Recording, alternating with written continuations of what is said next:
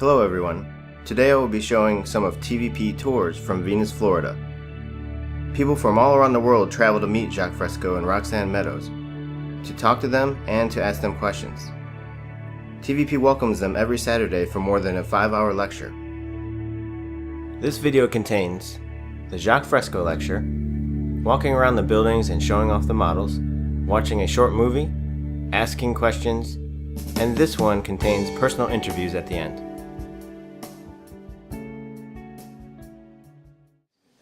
I believe that people reflect their culture.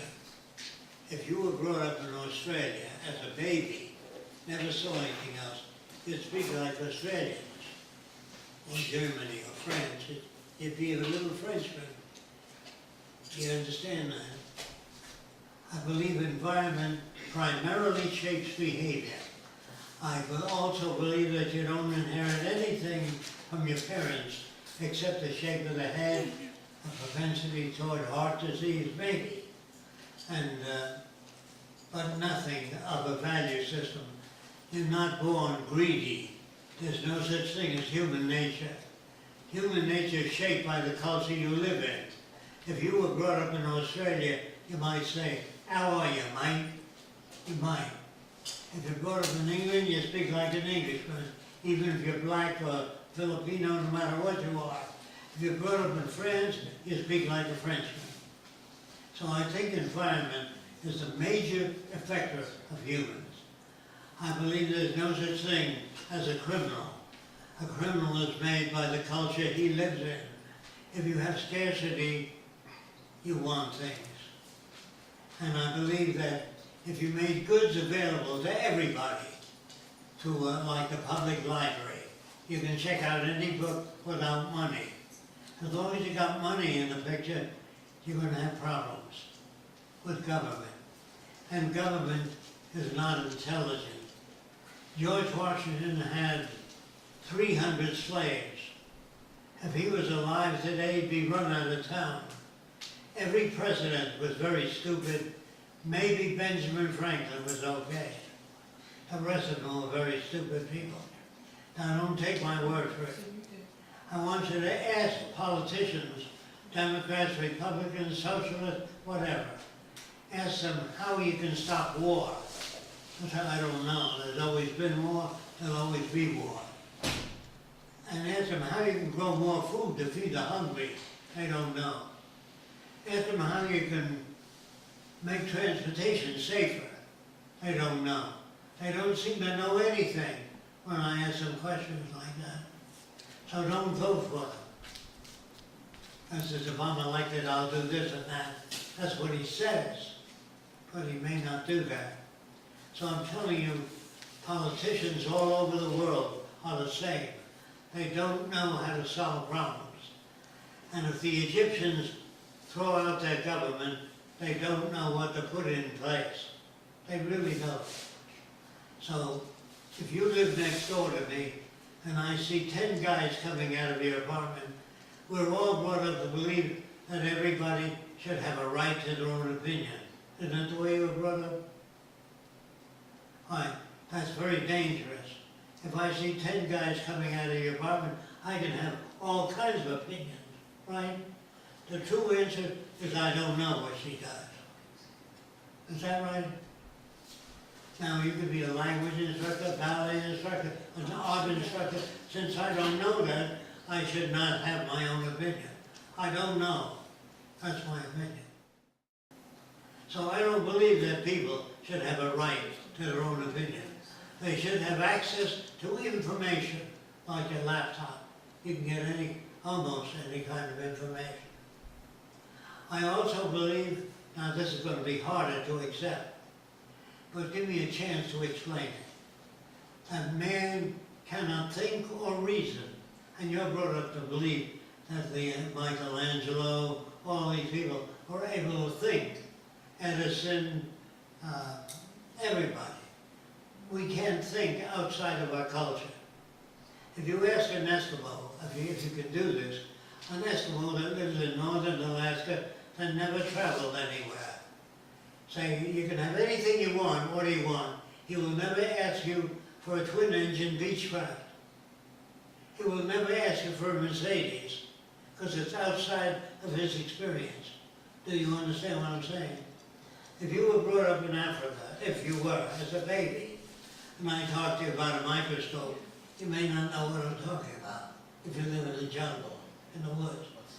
It's nobody's fault.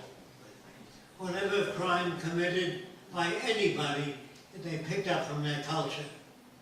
I know that's hard to believe. There's no such thing as good or bad. All that's made up by man. In the Arab world, it's normal to have 4 wives if you can afford it. But it is not abnormal. If you went to that country and say, what's the matter with you people? You have 4 or 6 wives. Why don't you have 1 wife? You're trying to impose our values on them. That's normal to that culture. The Chinese invented paper, I don't know if you know that, and dynamite. The Chinese put the paper together in pad and tied it together. And they wrote the Chinese characters up and down, not across like we do. And they made a mark in the corner of each page to know what page their writing was on. So, if you happen to grab that pad and move it fast, like that, the mark you made in the corner jumped all over the place. It looked like it jumped all over the place. Nobody ever invented anything.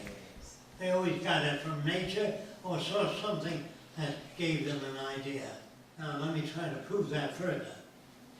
That a human being, when climbing a hill, if he steps on a severe incline, he slips.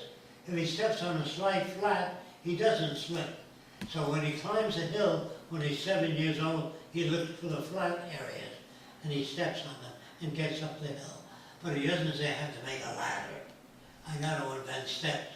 He can't do that. He can slip, and then he can step on the flats.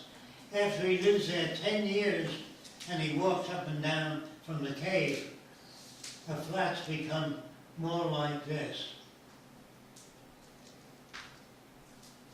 More like steps, if you live there 10 years. But you never come to a place have to make steps. That's after you're civilized, after you make steps. When he moves, he cuts steps in the new area. But first he steps on the slight flats. That's what experience is. Now if you meet a person that's a creative writer or an artist, and you say, how come you do that creative work? He always says, I don't know. It just comes to me. I've been drawing for years, and I don't know where it comes from. It's inborn. Nothing is inborn. You learn it. He doesn't know how it began. Little kids, you ask them, how do you walk? I don't know, I just walk. I used to crawl, I fell over, then I got up and I walked. So I made a robot, and the robot kept falling over. Because I didn't know what walking was. I said, what is walking? So I don't know. So I got up, like this. I said, how do I walk? And I don't know. But I know this, I have to take the weight off this leg and put it on this leg and head it that way. Then take the weight off this leg and head it that way. You know what I mean? I must take the weight off this leg to move it. And then I built a robot and it didn't fall over. Because I knew what walking meant. Today we don't know what anything means. We just think we walk. Well, we walk a certain way. And after you have that experience, you can build a better robot. So, man cannot think or reason of anything new. To say somebody had to invent language, no man can invent language unless you had a language to start with. Now, where do you get language from? Well, in school they told me that language was invented to communicate. Well, how can you invent language? If you made a whole series of sounds, no one would know what you're talking about. So where did language come from? When we first saw a lion, we said, oh, oh, the guy said, oh, oh. You say, yeah, that's what we get. That's what a lion is. Oh, oh. And if you saw another animal, a giraffe, you do whatever you do. Oh, oh, oh, baba, baba. That's what a giraffe is. So language took many years to come about, and it came from the sounds you made when you saw a strange animal. You said, whatever you said. Do you understand that? No man sat down and said, gotta make a language. He can't do that unless he has a language. So all language is made up in different countries in different ways. You can. So here's how Edison made the electric light. He didn't know what different wires would conduct. So he connected 2 electrodes from a battery across the wire, and he ran a current across to see whether the one wire conducts electricity better than another, with less resistance. Well, the more resistance the wire offered, the hotter it got. And when it got red hot, Edison G, a line, and he bent it like the letter U. And he put the line on the table, and it fell over and burned some of his papers, and he put a glass over it. That was the first electric light. And when I met Einstein, I was about 17 years old. I said, do you believe in God? He said, which one? I never heard that before. Then I said, well, do you believe in truth? He said, what do you mean by truth? I said, that certain things are a certain way.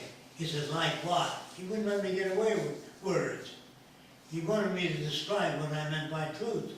I said, well, that this is smooth, I said. This is smooth. He says, you really believe that, don't you? I said, yes, I do, at that time. And so he put it under a microscope, and he blew it up, and it looked very rough. I said, gee, is that what it's like? He said, no, we cannot see things as they really are. We can only see things as our receptors pick them up. With our receptors, we know there are radio waves moving through this room, but we can't see them. So when a person is unconscious, I don't know what he's talking about. Conscious of what? Bacteria, microbes, microscopic organisms that call themselves higher consciousness people. People that believe there's such a thing as higher consciousness. All of us use the word. We're conscious. We want to be more conscious. There's no such thing as consciousness. We are as conscious as our receptors. We know there are germs on the table, but we can't see them. So we use a microscope. That increases our awareness. Welcome to this week's seminar. As you can see, we're at the Venus Project. We're doing a tour with them. Roxanne is inside this building showing off the models to the people who are on the tour. And after this, we will go into some other buildings and then go back and have some more lecture with Jacques. And enjoy.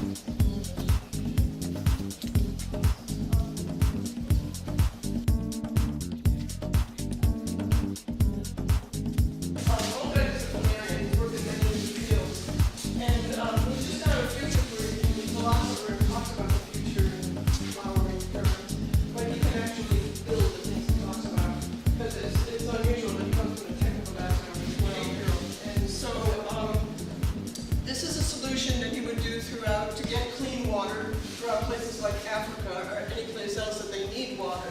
He would build canalways throughout the continent. And this is a system of evaporative water to evaporate on it, and it would separate the brine and the salt, and so you get clean drinking water. You can also divert from this and make recreation areas.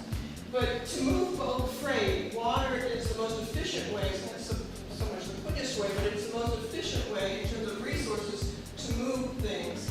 And so shops would, in dry dock, that's the way they build boats today, in dry docks, where they take out the water near oceans or near waterways. They would take out the water and dam it up and then build your structures, generally boats. But he would do this in terms of building structures as well. And he would, then you fill up the dry dock. Reagan wanted to use laser weapons, but Jack converts that into something destructive.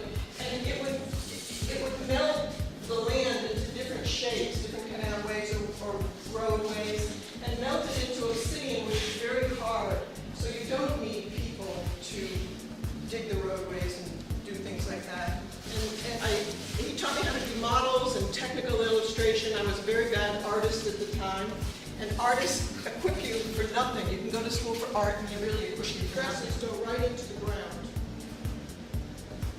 So it really is. But this is Jacques' design for a car. A long time ago, it's very old. In fact, he made a couple of them. And the history of inventors is really terrible. You know, they say that this system creates a lot more invention. It really doesn't. It stops a lot of invention. You have to have a lot of money to perpetuate the whole thing. And with marketing and everything else, and then a lot of times you can have all that, and there's competition, and they stop you from putting things out. You know, like the top of the car, they stop steel. Oh, but the thing that's important about this is that you go to the clubhouse and you check out the very finest clubs. You don't want to make things in a society where everybody owns everything. All the materials and all the products in the city, and the city itself is. All the resources become the common heritage of all the world's people. So you own everything, it's yours. So you don't want to make something that wears out and breaks down. You don't need to when you don't use money like here. And these are high rises. We think in the future there would probably be no individual homes. But today people like individual homes, so we demonstrate it here. But in the future, the high rise has everything you need. You have recreation, restaurants, medical care, education. So what this is, we got the section in here that moves very slowly. We got that from NASA Junkyard. And then we put the model on this. And then we put one of Jacques' helicopters or aircraft right here. And we put, in terms of the helicopter, we put a fan underneath it. And then the blades would rotate and the city would be moving very slowly. And it looks like the aircraft is moving, but it's really the city that's moving.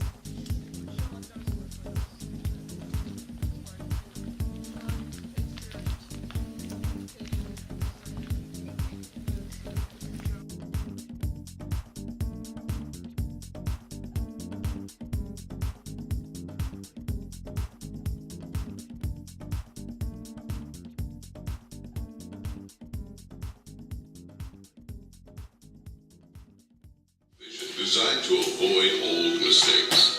A vision of efficiency, sustainability, and intelligent planning can lead us into a marvelous new world of unlimited human potential. Designing the future.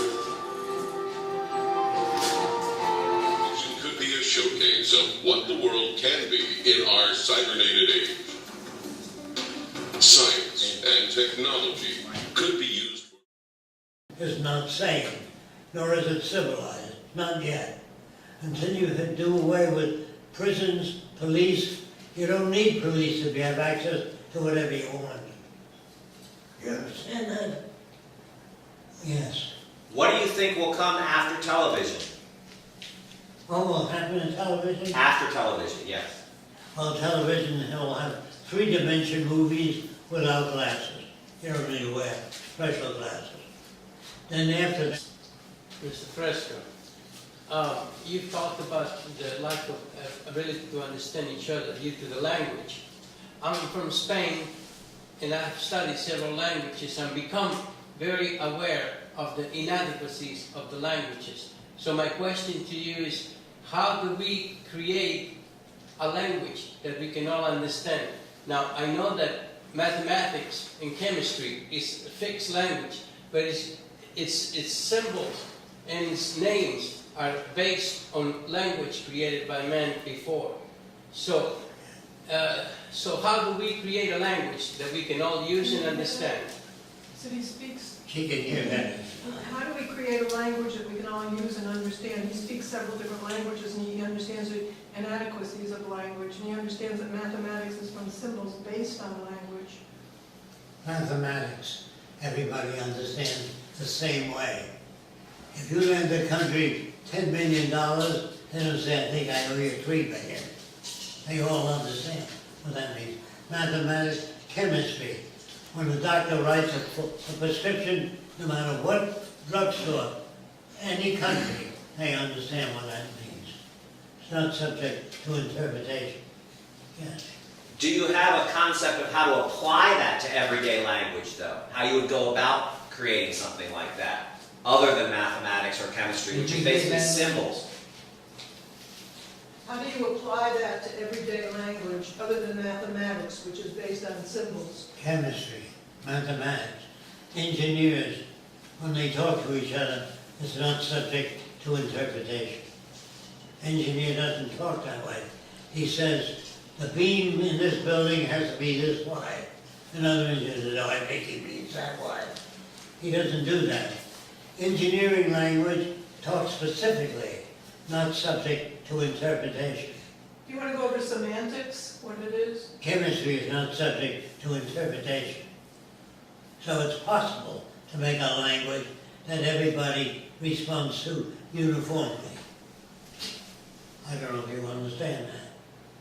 When you study metallic engineering, they don't say, this is the strongest material.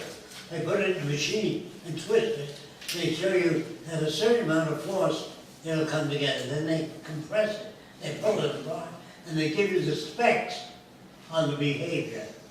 So it's not subject to interpretation.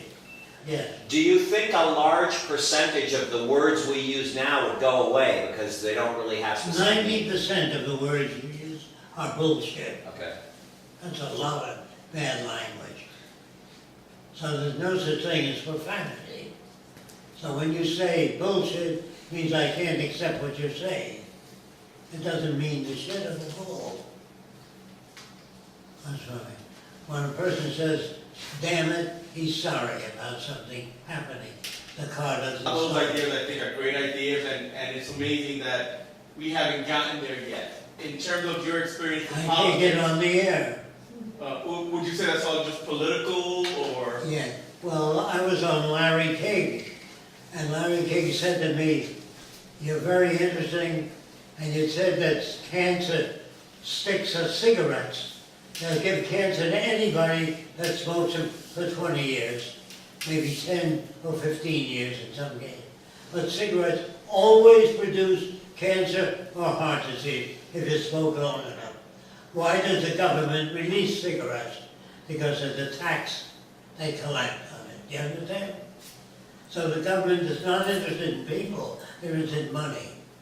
That's why they outsource to China factories, because it's cheaper. But if they love Americans that fought for this country, they'd hire them. They'd hire Americans. They wouldn't outsource to China. No system can freeze and hold that. You can't design the best laptop, and there it is, the best. It's the best laptop we know of up to now. But next year, it'll be smaller, lighter, faster, and do more things. Maybe even scratch your back. But they'll do more and more things as they get smaller. Yes. We get questions a lot from people talking, saying that the rich people at the top, like the people that own all the factories, wouldn't allow this to happen. What would you say to that, like in the Great Depression with the factories? What do you say about people saying that the wealthy people won't let this happen, like the Great Depression, the factory you were in? They will try, but they can't stop machines from coming into France. As long as they do that, and you don't have the purchasing power, you can't even buy the products they produce. So the system comes to an end. You don't need to worry about it. But Jacques, the example that you give sometime about Berliner aircraft... Henry Berliner had an airplane factory, and he had very bad business. I went to see him, and the government came over and said, we're going to take your factory away. He said, why? Because you haven't paid taxes for 3 years on all your equipment. He says, I have no orders for airplanes. Take the goddamn factory. When you have a factory that has no orders, you can't even send your factory. Do you understand what I mean? So it will take a goddamn factory. If a factory isn't making money, it's of no use to the owners. And that's what's going to happen. You don't need to shoot anybody or have a revolution. You don't need that. They'll die of their own inefficiency. But there'll be a lot of suffering, and that's what I'm trying to avoid. To be able to talk to people about a resource-based economy. It's non-political. We have no politicians. We have machines connected to agriculture that goes into the soil. If the water table drops, the machine pumps water out there. You don't need a human doing that. Do you understand what I'm saying? So when you leave here, it'll be very different than when you came in. How many of you learned something today? Okay, so you'll be very different when you walk out or try to talk to people. If a person says, well, this guy said he was head of the Klan. He said, Fresco, you're a smart guy. What do you think of the Ku Klux Klan? I said, it's a great organization, but it doesn't go far enough. That gets us here. If you attack, you lose it. Do you understand what that means? If a person says, let's get rid of all the foreigners, I said, that's a great idea, but it doesn't go far enough. And then tell about the Venus Project. Always agree. Don't say the Klan is ugly. They kill and lynch people for nothing. Don't do that, because you lose the communication. Always, whatever person, that's a great idea, but it doesn't go far enough. If it hits there, what do you mean? Do you understand? Okay. Any other questions?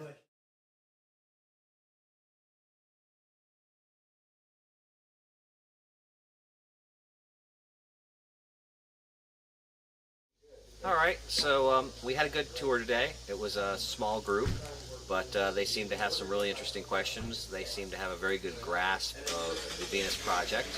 They came with a lot of forethought, a lot of knowledge, and actually, usually there's a lot more questions. There were very few questions today, so it was nice that we had a group that was very well informed. Didn't have to cover a lot of ground that you have to with other folks who are brand new to it. And just overall a very good experience. A bit hot and muggy out today, not the most comfortable of days, but the tour went really well. How much exposure did you have to the Venus Project? Actually, I basically had some friends telling me about it, and I saw a few of the videos and just some of the designs. Mm-hmm. But I basically had friends around me, like I had my coworker who was talking to me about it, and I remembered another coworker, previous coworker, telling me about it. And again, remember looking at the designs and just sort of the concepts and what it means. And a lot of it just, to me, it always felt like this just makes sense. Why aren't we doing this? Yeah. I don't understand. Which is why a lot of the questions were more about, well, how would you deal, for me, like how would we deal with the politics around that, and why isn't this, or, why can't we get a home built like that? Mm-hmm. Or why can't we get a makeshift city, or why can't we get the wealth of the country to buy into, let's say, a project on that, just to try it at least. And, so I mean, it's still some of what I think about, what stands out for me, and but just also the way of thinking. I think it for me it agrees with a lot of what I've learned throughout my life, and kind of what I see, where I don't try to get worked up on things at face value and just look behind what you're seeing at face value, which a lot of people just don't. And I guess I've learned that people naturally just don't. And I think a lot of it has to do with like not relevant education as they're growing up, and not having time. There's people who don't even have time to come to this tour, because of their busy lives and having to sustain themselves. So that's a tough thing. Well, and that buys into a lot of what he was saying, and stuff again that I thought of myself, where we're set up in a system where, okay, you have to get up in the morning and you got to go to work. Mm-hmm. And, no one wants to do it. We're all forced to do it. Why? Because, well, we want to be able to buy these nice things. Right. Well, why do we want to buy these nice things? Well, because the TV shows and the other kids got it, and, And it's this whole self-perpetuating system where everyone's stuck in the role they've been thrown in. I was informed about a lot of things that I was unaware of. Unlike watching videos, things like that, I don't think it really adds up to what you experience here in person. And I feel that it's very important to experience something like this. You know, I feel like the fate of humanity actually lies here. Yeah, thank you. Yeah, I mean, What about, like, how about your knowledge of this type of information before you came today, and then, like, maybe your knowledge now? Like, has there been there's not a quantum leap, I imagine, but maybe there is, I don't know. no, well, I mean, a lot of things I already knew a lot about. Yeah. But still, even with watching all the videos, things like that, I was still informed about things I was unaware of, and Jacques answered all of my questions. So, yeah. But it's basically Jacques time, it's Jacques squared, because he's going faster. He's speaking to groups that he's been talking to for months, if not years. So he talks at the next level. Here he's talking one-on-one type of stuff, Yeah. And he has to assume that everybody's brand new, so he's talking the basics of everything. But he goes into much more depth about specific things, and it's really, really interesting. Thanks to Jacques and Roxanne for hosting me today here at the Venus Project Tour. Very enjoyable, very educational. The Venus Project's got a Kickstarter campaign on right now, which I've donated to, and I would encourage you to do the same. It's a great cause. We came from Mississippi to the Venus Project, and we were shocked and surprised by all the exciting information that we received and how we were made welcome here. And we believe in this project very, very much. We hope that it can be implemented, because without it there's not much hope for humanity, really. And we are thankful to have to be able to come here. These are great ideas, and it's a great future plan, and hope it will get started and that we can spread it out more and more, and that's our hope to do. Hi, I'm Roxanne Meadows, and we're here at the Venus Project after the Venus Project tour. Every Saturday we hold the tour at 1 o'clock. We invite you to come. Jacques speaks for many hours, and then I show people around and show you the models and describe the buildings. And we take questions, we show you a short video, and show you many things. We think you'll get a lot out of it. It's more than just looking at a video. It's much more comprehensive. So go to our website under tours and write to the email address there, and there's just a few simple questions to fill out, and we will put you on the list. We hope to see you soon. Thanks.